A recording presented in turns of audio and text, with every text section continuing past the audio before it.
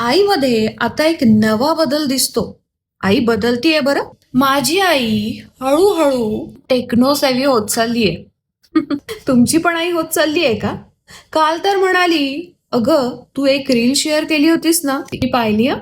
खूप छान होती. आता तर ती माझ्यापेक्षा जास्त रील्स आणि व्हिडिओज बघते. कधी एखाद्या व्हिडिओवर उत्साहाने बोलते, अगं हा उपाय कर, हा छान आहे, हे ट्राय कर, ते जॉईन कर. हे सगळं काही बस होतं. आता तर व्हिडिओ कॉल करताच कधी कधी म्हणते, पटकन बोला, माझी झूम मीटिंग आहे. तर कधी माझा ऑनलाईन योगा आहे आणि तर कधी माझं मेडिटेशन आहे.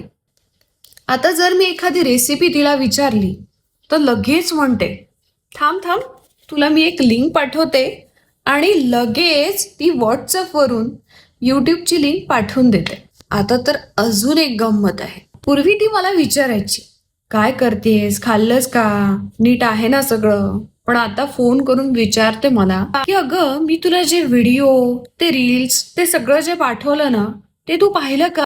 वेळ सरकत चाललाय आणि आई बदलतीये, पण त्या बदलातही एक गोड ऊब आहे.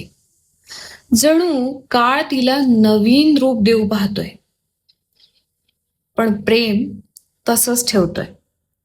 कधी कधी मीही विचार करते, उद्या मी पण अशीच होईल का, आईसारखी. या टेक्नॉलॉजीच्या दुनियेमध्ये मीही स्वतःला अशीच अशीच सामावून घेईल का? कदाचित हो.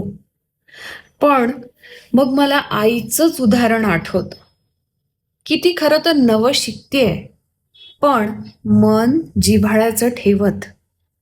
आई, तू बदलतेस आणि तुझ्या बदलात खरं तर माझं भविष्य मला हलकं हलकं दिसतं.